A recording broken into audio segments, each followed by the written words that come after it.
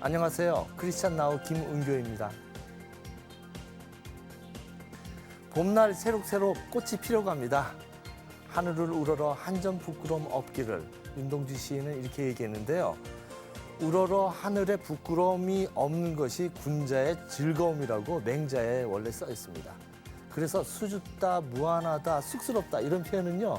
우리가 인간이라는 자랑스러운 형용사의 표현입니다. 그런데요, 반대로 말입니다. 후안부치하다, 철면피다, 언죽번죽 떠벌린다 이런 말들은요. 참 듣기 괴롭지요. 이 봄날 말입니다. 이 아름다운 꽃들을 보면서 우리가 부끄러움을 느낄 수 있는 그것이 인간의 행복 아니겠습니까? 오늘 그런 얘기를 할 것 같아요. 자연을 보고 아름다움을 보고 그 속에서 우리가 부끄러워할 줄 아는 인간의 행복에 대해서 얘기 나눠볼까 합니다.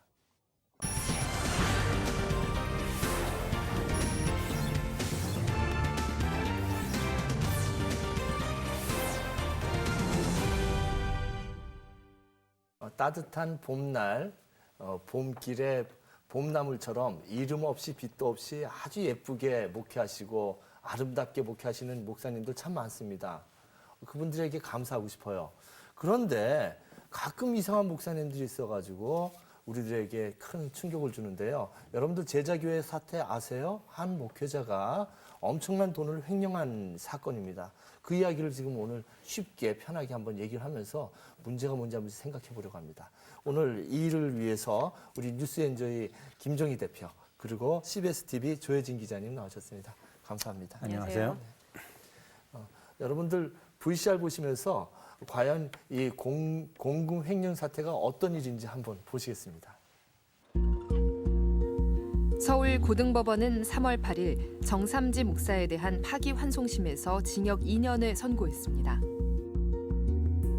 재판부는 교회 재산은 교인 총유에 속하므로 그의 처분에 있어 총의에 따라 이루어지지 않은 것이라면 횡령죄를 면할 수 없다고 밝혔습니다. 현재 제자교회 정삼지 전 담임 목사는 교회 재정을 횡령한 혐의로 구속 수감 중에 있고 재판은 2년여에 걸쳐 진행됐습니다. 2008년 말 정삼지 목사가 선교국 정기예금 헌금 2억 1천만여 원을 자신의 개인 통장으로 빼돌린 사건이 발생합니다. 이를 1년 뒤인 2009년 말 제자교회 일부 장로와 교회개혁 실천연대가 업무상 횡령 및 배임으로 검찰에 고발하면서 사건은 시작됐습니다. 그러나 검찰이 조사해보니 2억 1천여만 원이 아닌 무려 32억 6천여만 원이 수백 차례에 걸쳐 공범들인 서모 씨와 홍모 씨의 계좌로 드나든 혐의가 포착되었고 장부 열람 결과 검찰 수사를 받는 기간 중에도 교회 돈을 마음대로 사용한 정황이 포착됐습니다.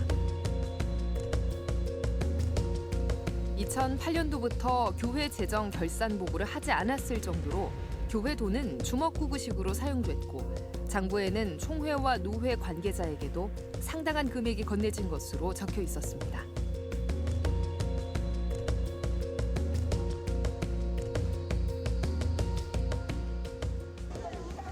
정삼지 목사에 대한 검찰의 수사가 진행되던 2011년 8월 정 목사는 자신의 지지 세력만 입장시킨 가운데 공동의회를 열었습니다. 이곳에서는 정 목사 지지파와 반대파 간의 고성과 육설이 오가며 실랑이가 벌어졌고 위험한 상황도 여러 차례 빚어졌습니다. 그러지 않은 거 맞네. 다 명단이 있어요. 우리 확인해. 명단은 내 찍어봐. 네. 한번 찍어봐요. 네. 교회 오셨어요? 언제부터 오셨어요? 내 작년까지 교사했으니까 찍어봐 지금. 철통 같은 보안 속에 치러진 공동의회는 안건에 대한 이의 제기나 토론 없이 일사천리로 진행됐습니다. 이날 개정된 정관에는 재산의 등기는 제자교회 명의로 하되 법적 요건에 따라 담임 목사 명의로 할 수 있다는 조항과 특수 사역을 위한 경비는 증빙 없이 집행할 수 있다는 조항이 담겼습니다. 즉, 마음만 먹으면 담임 목사가 교회 재정을 마음대로 휘두를 수 있다는 뜻입니다. 그런데 이 공동의회 결과에 대해 법원은 가처분과 본안 판결 모두 무효 판결을 내렸습니다. 정 목사의 재정 장악 계획이 수포로 돌아간 것입니다. 결국 정관을 개정하면서까지 무소불위의 재정 권력을 갖고자 했던 정삼지 목사는 2011년 12월 2일 32억 6천만 원 횡령 혐의가 인정돼 4년형을 받고 법정 구속됐습니다. 재판부는 판결문에서 피고인은 성도들이 선교와 구제 등에 투명하게 사용될 것으로 믿고 낸 헌금을 횡령했다며 죄질이 무겁다고 밝혔습니다. 이로 인해 성도들은 금전적 피해를 입었고 교회는 극심한 분열을 겪었지만 피고인은 범행에 대해 뉘우치지 않아 엄벌에 처한다고 덧붙였습니다. 또 성도가 9천여 명에 달하는 교회의 담임 목사로서 높은 도덕성이 요구되는데도 성도들의 신망을 악용했다고 질타했습니다. 1심에서 징역 4년을 선고받고 수감 중인 정 목사는 다시 항소하여 2심에서는 징역 2년 6개월의 실형을 선고받았습니다. 한편 정 목사는 항소심 최후 변론에서 실형을 선고받으면 제자교회 담임 목사직을 내려놓겠다고 밝혔지만 수감 중에도 자신의 지인을 직무대행으로 세워 설교를 맡기고 지지 세력들에게 편지를 보내는 방식으로 영향력을 행사해왔습니다. 편지에서는 반대 세력의 악행을 보응해달라는 간구와 함께 당회도 노회도 인정할 수 없으니 지지 세력인 비상대책위원회를 중심으로 교회를 잘 지켜달라고 당부하기도 했습니다. 그러는 사이 정 목사 지지 세력과 반대 세력의 갈등은 깊어만 갔고 정 목사가 구속된 지 1년이 넘은 지금까지도 양측은 따로 예배를 드리고 있습니다. 사건의 발단인 정 목사가 교회 분열을 수습하기는커녕 자신의 세를 결집시키는 사이 교회의 상처는 아물지 못하고 더 깊어지고 있습니다.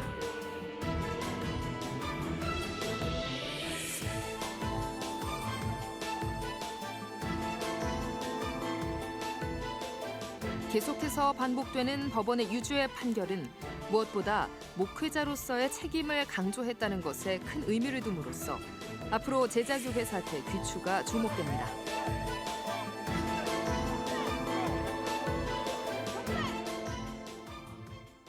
한 교회에서 구제비로 20만 원, 30만 원 결정하는 것도 쉬운 일이 아니죠. 할머니 같은 분들이 1,000원씩 헌금해서 그 모은 귀한 돈을 그 헌금을 10만 원, 20만 원 이렇게 구제비로 결정하는 것도 굉장히 어려운 일인데 이게 뭡니까? 32억 6천여만 원이 어떻게 된 건지 한 목회자가 이렇게 유용했다고 그러는데 어떤 일인지요, 이 일이? 믿겨지지가 않으실 텐데요. 네. 굉장히 오랫동안 진행된 사건입니다. 2008년 8월부터 정삼지 목사는 재정국으로부터 장부와 은행거래 통장을 회수하고 직접 관리하기 시작합니다. 그리고 그해 11월 선교국에서 관리하던 예금 2억 1천여만 원을 정삼지 목사 개인 통장으로 빼돌린 사건이 발생을 하는데요. 안수집사회와 장로회가 근 1년 동안 돈을 되돌려 놓으라고 수차례 얘기를 하다가 안 되니까 결국 2009년 12월에 검찰에 고발을 합니다. 2010년 내내 검찰 조사가 이루어졌었는데요. 검찰은 2억 1천만 원을 가지고 수사를 하다 보니까는 나온 금액이 32억 6천만 원이었던 거고요. 이 금액을 횡령액이라고 해서 기소를 합니다. 그래서 이듬해인 2011년 동안 정삼지 목사는 재판을 받다가 그해 말 4년형을 받고 법정 구속이 됩니다. 그리고 항소를 해서 2심에서 2년 6개월로 형이 줄었고요. 또 대법원을 거쳐서 다시 고등법원으로 돌려보내졌습니다. 이 파기 환송심에 대해서 판결이 지난 8일에 있었는데요. 재판부는 횡령액을 21억 4천여만 원으로 판단하고 2년형을 선고를 했습니다. 재판 과정에서 정삼지 목사는 증빙이 없을 뿐이지 돈을 모두 선교에 썼다라고 주장을 했고요. 또 변호인도 우리가 이름만 들으면 알만한 대형 로펌에 선임을 했었습니다. 그런데도 결국 횡령죄를 면치 못했죠. 무엇보다 이번 사건은 교회 재정은 투명하게 관리돼야 한다는 그런 교훈을 남겼습니다. 특히 청빙을 받아간 목회자보다 자신이 교회를 개척한 경우 교회 재정을 주먹구구식으로 사용하는 그런 관례가 있기도 했었는데요. 이 사건에 경종을 울리는 그런 일이 아니었나 싶습니다. 네, 그렇군요. 정 목사가 법정 구속되었죠. 근데 이제 영상을 보니까 전 마음이 아픈 게 교인들끼리 싸우고 앰뷸런스도 왔다 갔다 하는 것 같아요. 네. 그래서 이게 뭐 참 교인들끼리 그 가족도 있을 테고 네. 뭐 형제도 있을 친구들끼리도 싸우고 이럴 텐데 이걸 어떻게 봐야 될지요? 저도 취재를 하면서 참 많이 마음이 무거웠었는데요. 네. 지금도 양측은 교회 내에서 따로따로 예배를 드리고 있습니다. 네. 정 목사를 횡령 혐의로 고발한 성도들은 2011년 1월부터 교회 옆에 그 거리에서 예배를 드렸어요. 정삼지 목사는 자신을 고발을 하고 또 재정장부 열람을 신청한 성도들을 제명 또는 출교를 시켰는데요. 이 성도들이 모여서 예배를 드린 거죠. 처음에 제가 제자교회 사태를 취재를 할 때는 정 목사가 구속이 되면은 교회가 하나가 될 것으로 예측을 했었습니다. 정 목사가 무죄인 줄 알고 따르던 성도들이 이제 사법부의 판단이 났으니까 내가 지금까지 잘못 판단을 했구나. 찾아가서 거리에서 예배를 드리던 성도들을 찾아가서 내가 오해를 했습니다. 그러니 이제 교회를 세우는 일에 우리 같이 힘을 합합시다. 이럴 줄 알았는데 더욱더 양측의 갈등이 더 깊어만졌고요. 그 주일 예배 때마다 그 관할 경찰서에 사람들이 와서 지켜봐야 할 정도로 그 물리적 충돌도 굉장히 자주 일어났었습니다. 근데 참 안타까운 것은요. 우리가 이렇게 싸우다 보면은 왜 싸우는지 모르고 싸우게 되는 경우가 있잖아요. 본질은 온데간데 없어진 상황이 되는 수가 있는데 지금 그 상황이 아닌가 싶습니다. 그래서 같이 울고 웃던 성도들이 지금 으르렁거리고 있는 이 모습이 참 안타깝고 속상하다는 생각이 듭니다. 근데 저런 그 모습을 어른들이 저런 모습을 아이들이 보면 평생 상처가 될 것 같아요. 근데 거기다가 그 싸우는 데다가 불을 지폈단 말씀이죠. 그 정 목사가 옥중 편지를 써가지고 싸움을 불을 지펴버렸는데 이 김 대표님 어떻게 봐야 될지요? 네, 옥중 사실은 보통 우리가 이제 사도 바울이나 보네포처럼 복음을 위해서 고난을 받고 탄압을 받는 사람이 그러다 이제 감옥에 들어간 사람들이 쓴 신앙 고백으로 우리가 보통 생각하는데 이처럼 뭐 교회 돈 수십억 원을 횡령하고 교인들을 완전히 분열시키고 이래서 감옥 들어간 사람이 쓸 편지는 아니죠. 그 편지 안에 자기의 어떤 그 잘못된 것에 대해서 참회를 하거나 회개를 하고 반성하는 그런 내용이 들어가 있으면 좋겠는데 여러 편의 편지가 있는데 그 편지 안에는 그런 내용은 없습니다. 오히려 교인들, 자기를 지지하는 교인들을 규합시키기 위해서 마치 지금의 이 길이 광야의 길을 걷는 것이고 또 하나님께서 불기둥, 구름기둥으로 인도하시고 마침내 약속의 땅, 젖과 꿀이 흐르는 땅으로 우리를 인도하실 것이다. 이러면서 이제 교인들을 막 규합을 하고요. 자기 자신은 오히려 이제 고난받는 욥, 연단받는 욥, 잠시 후에 정금같이 나올 욥으로 묘사를 하죠. 이런 식으로 해서 이제 교인들을 호도하고 말씀을 왜곡시키는데 사실은 이제 정삼지 목사가 이렇게 교회 돈을 마음대로 자기 마음대로 횡령하고 유린할 수 있었던 바로 이 밑바탕은 하나님의 말씀을 자기 마음대로 자의적으로 자기에게 유리하게 해석하고 적용하고 교인들한테 쇠뇌시킨다는 것, 바로 그것이겠죠. 네. 근데 이제 이런 일을 보면서 늘 느끼는 건데 이단도 그런 거 아닙니까? 어떤 지도자를 우상화시켜 보는 것 같아요. 네. 지금 뭐 32억이라고 하지만 가만히 뒀으면 뭐 100억까지도 막 빼돌릴 수 있는 문제가 있는 거 아닙니까? 그렇죠. 그래서 이 우상화 문제가 좀 있을 것 같은데. 그러니까 어떻습니까? 정삼지 목사도 마찬가지로 다른 교회처럼 88년도에 개척을 해가지고 한 10여 년 이 목동이 발전함과 동시에 이제 교회도 성장을 했거든요. 그래서 한 98년도에 이런 새로운 건물을 짓게 되었고 그러면서 또 성장의 속도가 빨라졌죠. 이 사건이 본격적으로 터진 게 보면 2008년도 아닙니까? 꼭 10년 뒤입니다. 이런 것처럼 교회를 자기가 개척을 하고 이제 급성장시켜 왔었기 때문에 이 제동 장치가 없었던 거예요.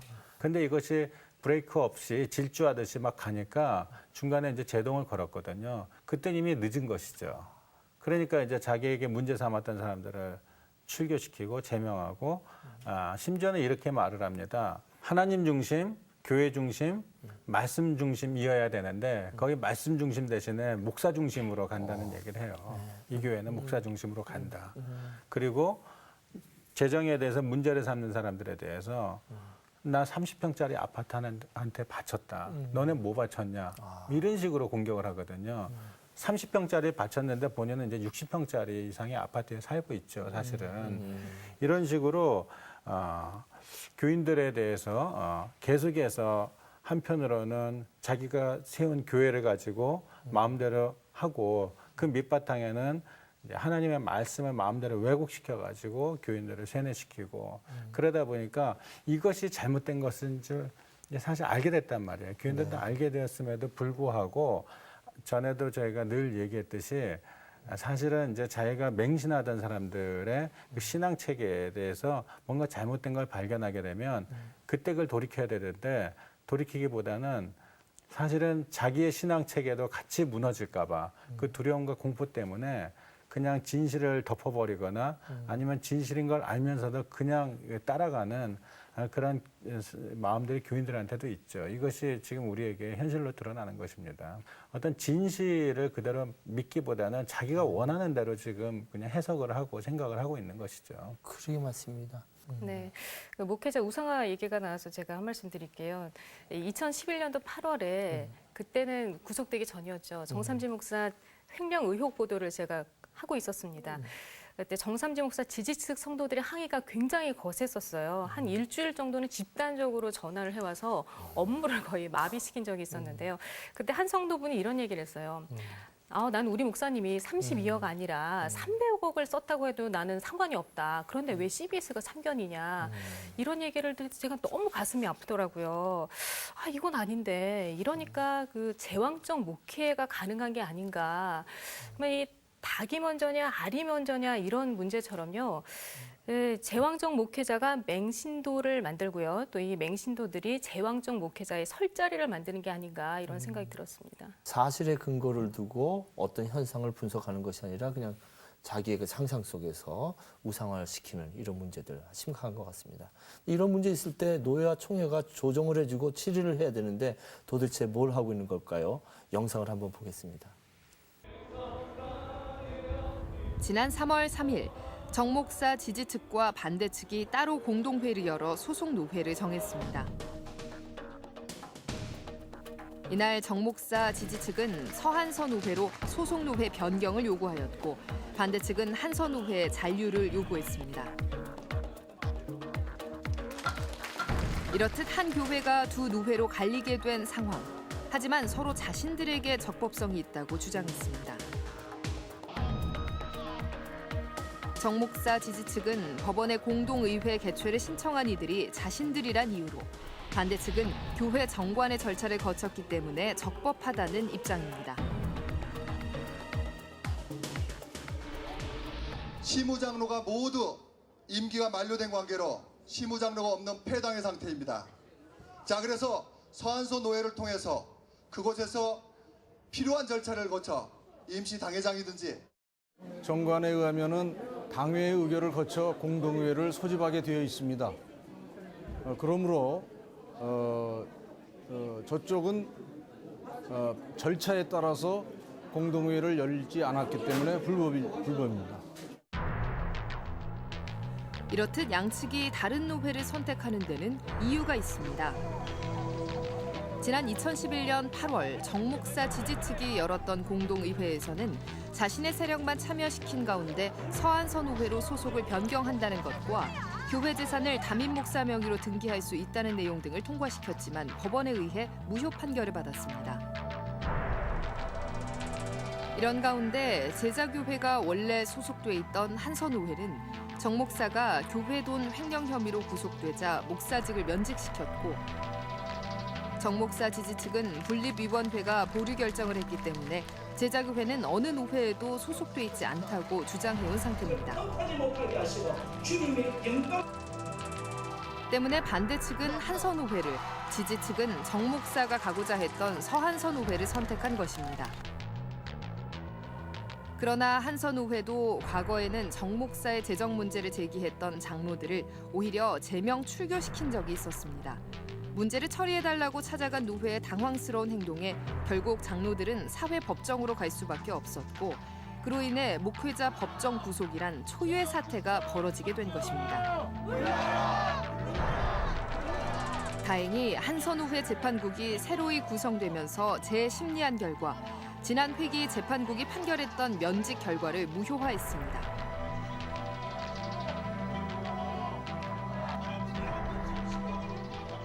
교계 어른들 이야기가 분위기가 노회에 가져가봐야 노회는 목사님들의 노동조합과 같은 성격이기 때문에 아무리 가지고 가도 그게 해결이 안 된다.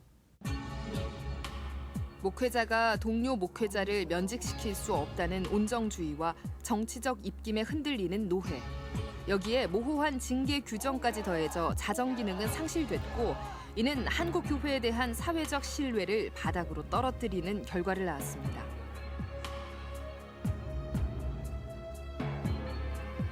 그동안 문제를 일으켰던 목회자들을 초기의 교단에서 신속하게 징계했다면 오히려 빠르게 수습될 수 있었겠지만 노회원들의 방치하는 태도로 인해 오히려 기독교 전체가 부정적인 이미지를 갖게 된 것입니다. 반복되는 이야기지만 이 목사님들이 소속돼 있는 노예 문제로 또 이렇게 귀착이 됩니다. 한선호회에서는 정삼지 목사를 면직시켰네요. 그러면 목사가 아니라 정삼지 씨라고 호명해야 되는지 모르겠는데 이 소속 노예 문제가 지금 계속 갈등이 되는 것이죠. 네. 어떻게 봐야 될지요? 이 노회는 앞서서 말씀드렸지만 목회자를 임명하고 제명하고 징계, 치리하는 기관입니다. 이 과정, 이 제자교회 사태에서 노회가 좀 잘못한 과정들이 좀 있었는데요. 처음에 정삼지 목사를 먼저 사법기관에 고발했던 게 아닙니다. 네. 노회를 찾아가서 치리를 할 수 있으니까 고소장을 제출을 했었죠. 근데 오히려 노회가 고발한 장로와 집사들을 제명 출교하는 일을 하게 됩니다. 사실 노회가 목회자를 징계하는 경우는 굉장히 찾아보기가 어려운데요. 우선 목회자들이 그 신학교 선후배 사이로 얽혀 있기 때문에 누가 누구를 내치는 경우가 쉽지가 않습니다. 그러다 보니 교회가 자정 능력이 없다 이런 비판을 받게 되는 거고요. 여하튼 이제 정삼지 목사의 경우는 교회했던 횡령이 사법기관에 의해서 명명백백하게 밝혀진 이상 목사직을 유지하면 안 된다라고 판단한 한선 노회가 정삼지 목사를 면직 처리했다는 것 아까 VCR에서 보셨는데요. 처음에는 한선 노회가 정삼지 목사를 옹호했지만 노회장이 바뀌어서 그랬을까요? 또 항소심에서 횡령이 확정되면서 결국 면직이 처리가 됐었는데요. 정 목사를 따르는 성도들 입장에서는 이 결정을 받아들이기가 힘든 겁니다. 그럼 이 노회가 왜 중요하냐? 한서 노회에 계속 정삼지 목사가 소속이 돼 있다 하면은 출소 후에 목회를 못 합니다. 면직이 됐기 때문이죠. 하지만 서한서 노회 소속이다 하면은 그쪽에서 어떻게 결정할지는 모르겠습니다만 다른 결정이 나올 수도 있기 때문에 기대를 할 수 있는 것이죠. 그런데 이와는 별도로 제자교회가 소속된 예장 합동총회 헌법이 있어요. 헌법책에 보면은 그 위임 목사가 강단을 1년 이상 비우게 되면 위임이 자동 해지된다라고 써 있습니다. 이 위임과 면직은 다른데요. 위임 해제라는 거는 목사이긴 목사인데 그 교회 담임 목사는 더 이상 아니다라는 뜻입니다. 그러니까 지금 현재 정삼지 목사는 제자교회 목사가 아닌 상황이 돼 있는 거죠. 네. 그렇군요. 이 아까 VCR 보면서 계속 저는 그 아픔이 남네요. 그 교인들이 이렇게 갈등 맺고 이런 것들이. 그래서 제발 좀 잘 해결돼서 입장이 다르지만 정말로 주님 앞에서 서로도 화목한 그런 분위기가 됐으면 좋겠는데 그렇게 되기 참 힘들 것 같아요. 김 대표님은 어떻게 해결하면 이게 제일 좋을까요? 노회와 교인들에게 좀 이렇게 권하고 싶은 말씀 있으시면은. 이 양쪽 다 서로의 노회를 인정하지 않거든요. 예, 노회를 인정하지 않고 실제적으로도 이 교회도 지금 굉장히 공중에 붕 떠 있는 상태고 더군다나 왜 이제 목사 문제를 노회에서 제대로 처리하기가 어렵냐면은 아까 말씀하셨듯이 이제 학연 같은 것도 있지만 사실 정삼지 목사가 횡령한 돈에서 내역을 자세히 보면은 이 정치하는 사람들한테 들어간 돈들이 적지 않습니다. 그렇기 때문에 이걸 제대로 처리하기가 어려워요. 그래서 지금 아까 제가 저희끼리 그냥 얘기를 나눴는데 이 교회 문제가 생기면 재미 보는 그룹이 두 그룹이 있다고 합니다. 하나는 변호사 그룹이고요. 하나는 정치하는 사람들입니다. 그래서 이 문제를 깔끔하게 해결해 주지 않고 바르게 해결해 주지 않고 시간만 질질 끄는 것이죠. 그럴수록 이제 재미를 보게 되니까 저는 이런 생각을 해요.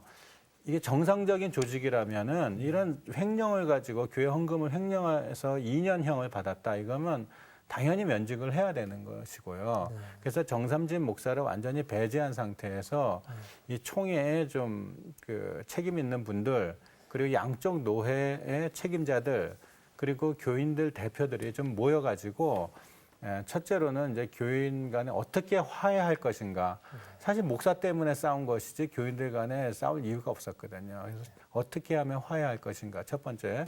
두 번째로는 어느 노회로 갈 것인가. 사실 정삼진 목사 문제만 딱 빼고 나면요. 어느 노회 가도 별 상관없습니다.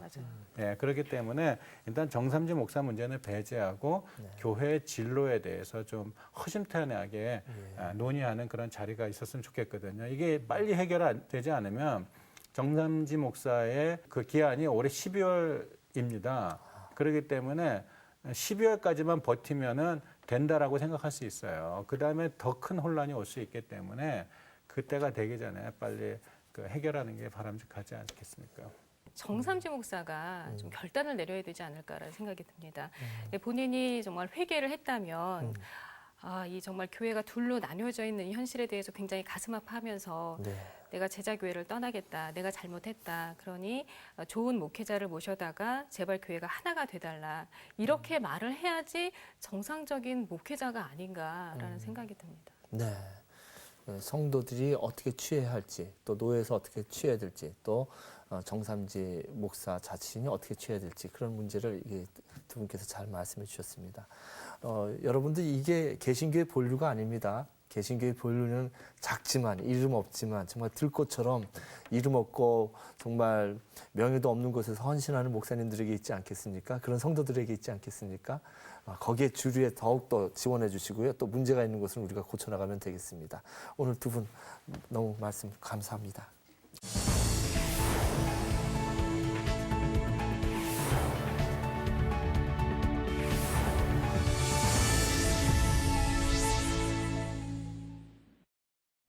여러분, 두 번째 코너 늘 기대되시죠? 늘 반가운 분들 나오셔서 귀한 말씀 해주십니다. 오늘은 하나님께서 주신 이 자연의 의미를 우리들에게 아주 쉬운 언어로 또 쉬운 말씀으로 전해주신 분을 모셨어요. 생태교육가시고 그 11권의 책을 내신 저술가, 그리고 무엇보다도 우리 시흥교회 설교자로 계신 최병성 목사님 모셨습니다. 목사님 바쁘신데 이렇게 너무 귀한 자리 고맙습니다. 감사합니다. 안녕하세요. 안녕하세요.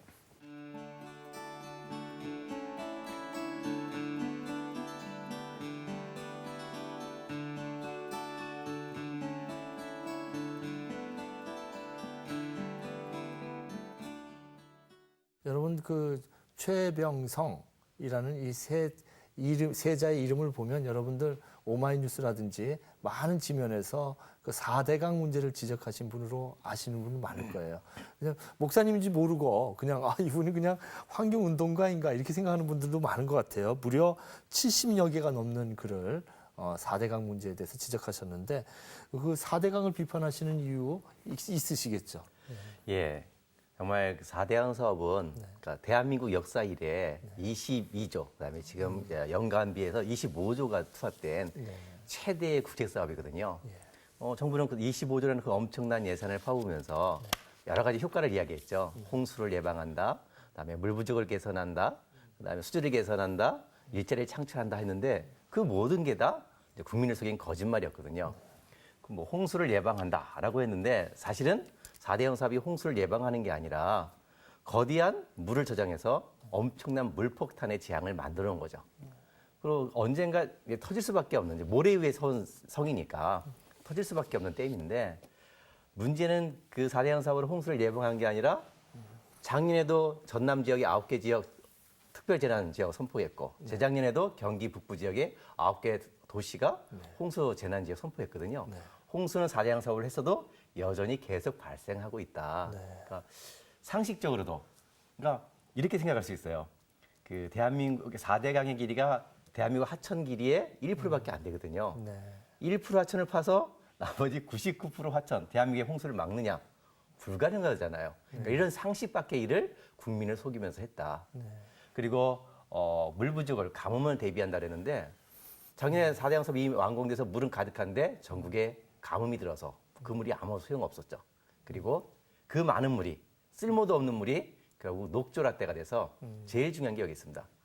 국민 먹는 물, 국민 생명에 정말 간암을 일으키는 심각한 위험을 가져오고 있다는 겁니다.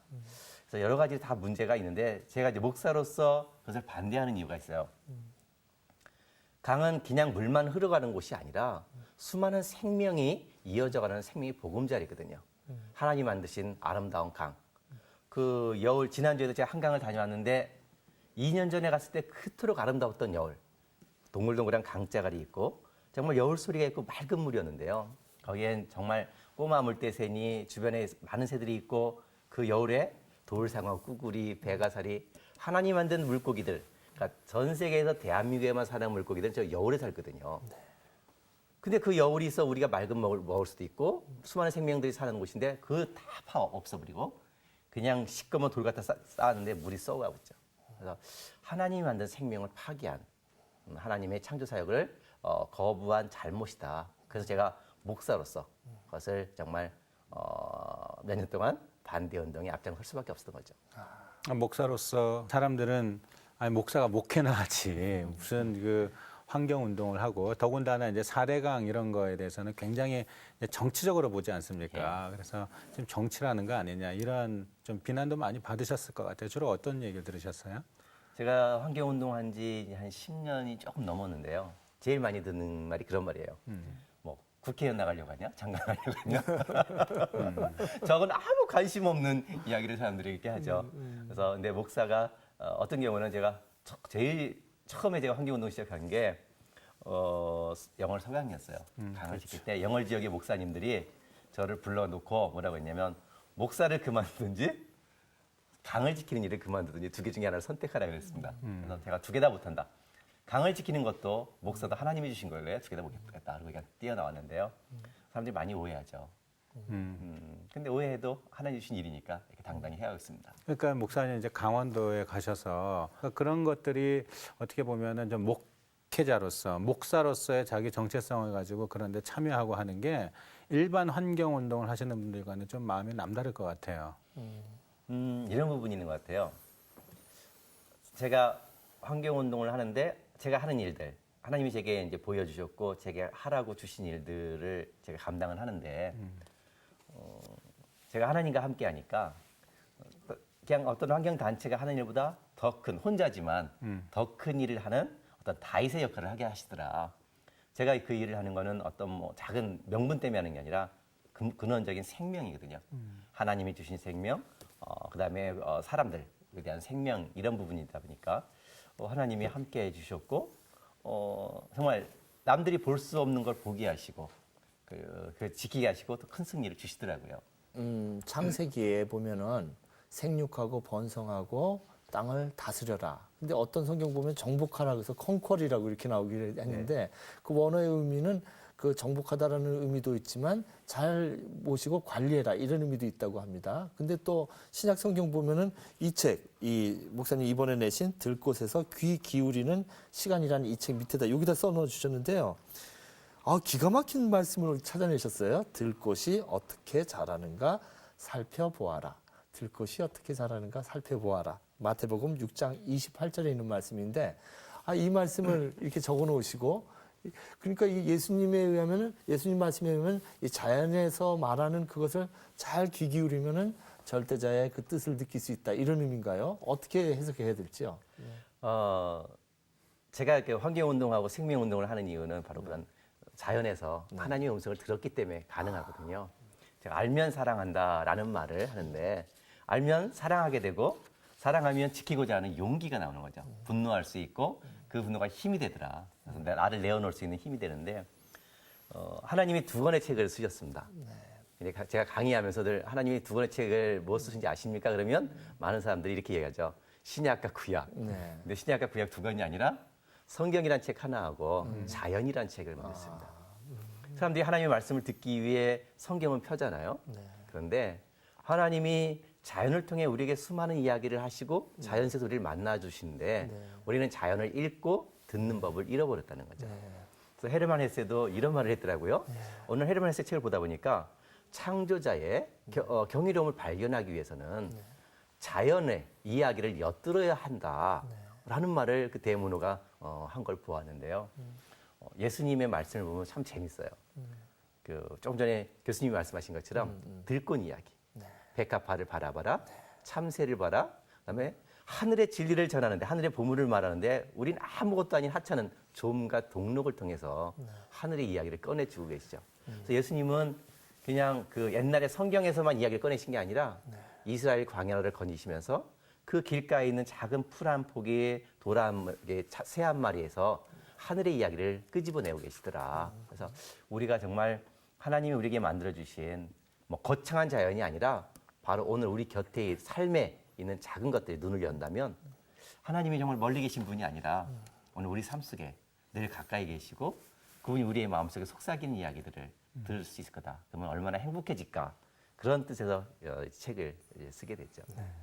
목사님은 사실 10여 년 동안 어떤 그 자연의 현장을 늘 누비고 다니셨고 또 그걸 사진으로 많이 찍었죠. 그 사진 보시면 기가 막혀요. 기가 막힌 사진들이 많이 있는데 그 작은 아까 말씀하셨듯이 작은 들꽃 속에서 어떻게 그 하나님의 그 놀라운 은혜와 사랑을 우리가 이제 느낄 수 있게 해주시는지 그 사진을 보면 알 수 있거든요. 그리고 이 자연과 관련된 책들을 많이 쓰셨고요. 그런데 이제 작년부터는 이제 자연 속에서 인간의 세계로 다시 돌아오셨단 말이에요. 그래서 그 금천구에 있는 큰 교회 역사도 한 100년 넘었고요. 교인들도 많은 큰 오래된 교회인데 그 교회에서 이제 설교 사역을 시작하셨죠. 저도 이제 그 교회 잘 알고 있는데 사실은 10여 년 전부터 그 전임 담임 목사 문제 때문에 굉장히 교인들이 큰 상처를 입었었는데 그래서 교회를 좀 바로 세워보자고서 새로운 담임 목사를 세웠는데 또 큰 문제를 이제 겪었어요. 그래가지고 교인들의 상처가 굉장히 깊은데 거기서 목사님께서 이제 어떤 내용으로 메시지를 전하고 어떤 마음을 갖고 계신지 좀 전해주시면 좋겠어요. 이제 아까 리브에서 하신 제자교회처럼 시흥교회도 아픔이 아주 큰 교회입니다. 그렇죠.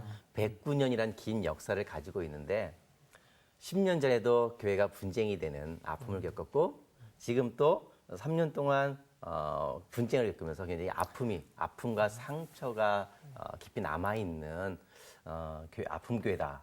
근데 작년에 저보고 그 교회가 그 막 분쟁에 있는 그런 정말 현실 속에서 와서 설교를 해달라라는 이야기를 들었습니다. 그래서 사실 교회를 가는 것 자체도 제 옷이 양복이 찢어질 각오를 하고 제가 갔습니다. 그래서 양복을 한 벌 또 따로 그 사무실 놔둬놓고 혹시 몰라서 반대쪽의 교인들이 제가 간다는 걸 알고 교인들이 저한테 막 문자 전화 엄청 왔거든요. 오지 말라고. 근데 교회를 회복해야 되니까. 근데 각오하고 갔는데 아무 불상사가 없었고요. 처음에 한 주, 두 주, 세 주 정도까지는 제가 설교를 하고 앞에 나와 있으면 정말 그 미움과 원망의 쓴소리, 그다음에 그 눈빛이 굉장히 강했죠. 나가면서도 불만이 많았고. 근데 한 달이 지나면서부터는 그 분노와 슬픔이 정말 교회가 축제로 바뀌었어요. 매일매일 그 예배 시간마다 울었거든요. 저도 울고 설교하면서 울고 많은 교인들이 우는 시간이 되면서 그 가슴 속에 가지고 있던 아픔들이 치유가 되면서 지금은 정말 많은 사람들이 그냥 즐거움으로 이렇게 굉장히 회복이 돼가고 있죠. 그래서 많은 교인들이 그래요. 딱 복도에서 만나면 목사님 오늘은 정말 한 주가 행복하다. 오늘은 무슨 말씀을 주실까? 정말 그런 기대함으로 교회를 오게 된다. 그러면서 교회를 나오고 계십니다. 그래서 제가 다음에 오늘 담임 목사님이 올 때까지 아마 올 가을까지 되겠죠. 그래서 그냥 정말 사람들을 치유하는 가장 중요한 게 복음이에요. 그래서 복음을 통해서 참 사람들 믿음에 서게 하고 그들의 아픔을 치유하면서 교회를 지금 바로 세워가는 중입니다. 네. 그래서 그 복음에 대해서 좋은 소식, 그 좋은 소식의 안기다. 이 책 제목이 기가 막혀요. 저 뭐 훔쳐가고 싶은 책 제목이에요. 아주 시적이고 표절하시면 안 됩니다. 네. 이거 아주 많이 읽힐 책 같은데 여기 목차 보니까 1부가 복음, 2부가 하나님, 3부가 믿음, 4부가 십자가, 5부가 쉼이에요. 근데 이 쉼이 제가 목사님 책을 읽어봤지만 뭐 요즘에 유행하는 힐링이 아니잖아요. 근원적인 쉼을 얘기하는 것 같은데 이 책이 의도하는 바를 좀 이렇게 요약해 주시죠.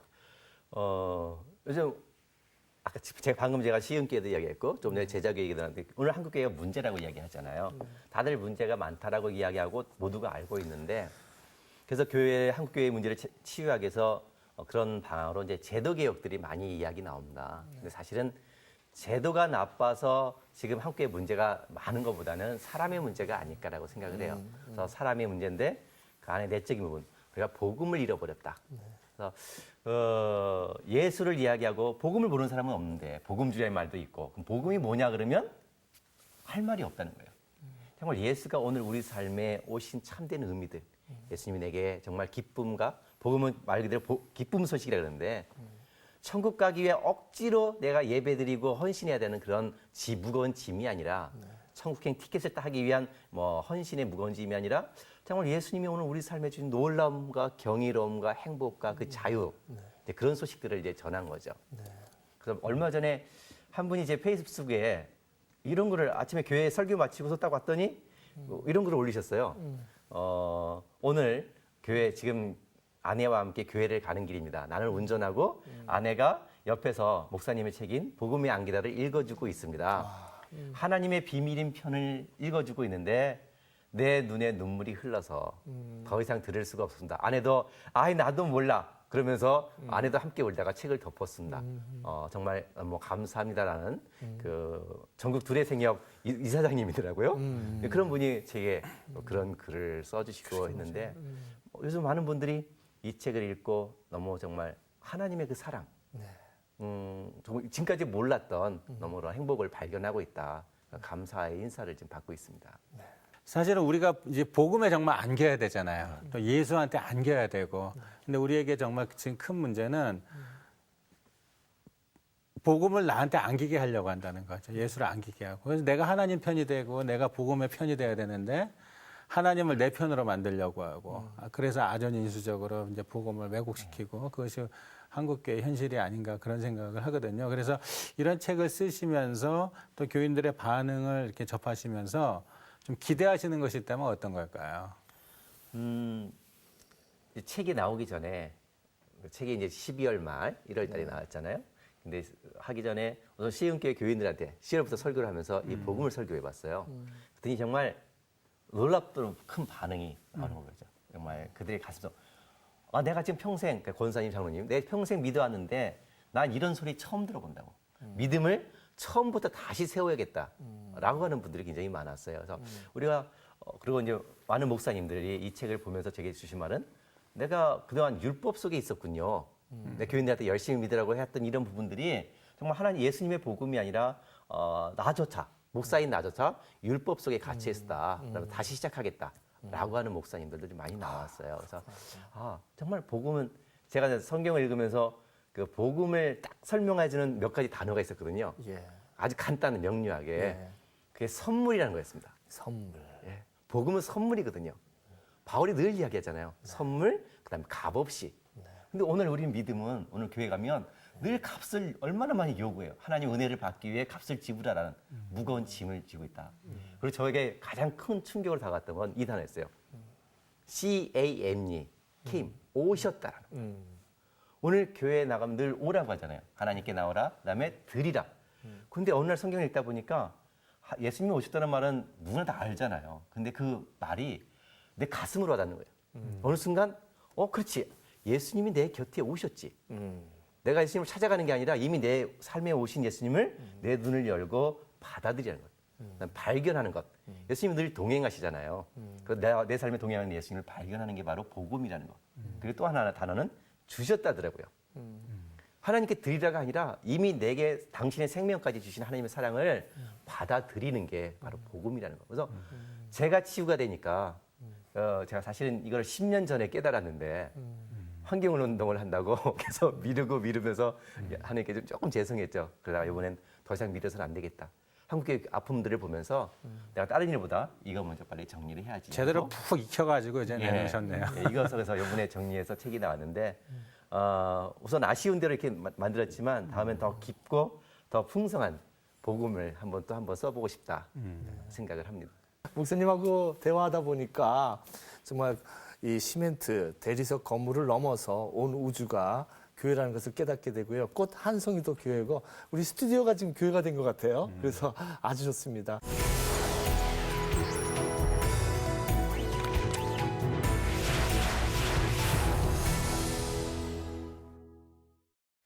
창세기에 보면 보시기에 좋았더라, 보시기에 좋았더라 이런 말씀이 계속 반복됩니다. 이 창조 신앙이라는 것은 우리가 어디에 가든지 보시기에 좋았더라 했던 일들을 만들어내는 것이 아닌가, 그 모습을 우리 최 목사님께서 보여주신 것 같아요. 얼마나 귀한 시간이었는지 모릅니다. 여러분들 오늘 방송을 좀 많이 알려주셨으면 좋겠어요. 유튜브도 있죠, 홈페이지도 있죠, 그리고 팟캐스트도 있습니다. 많이 알려주셔서 우리 아름다운 이 복음의 이야기를 우리가 남기면서 또 복음에 안기는 시간이 됐으면 좋겠습니다. 오늘 이 시간 여기까지 하겠습니다. 목사님, 우리 김 대표님 감사합니다. 고맙습니다. 두 분 오래되셨죠? 네, 두 분과 그렇죠. 네, 정말 그 목사님 찍어주신 그 사진 액자 큰 거. 그래서 저희 집 거실에 그냥 딱. 네, 그렇습니다. 네.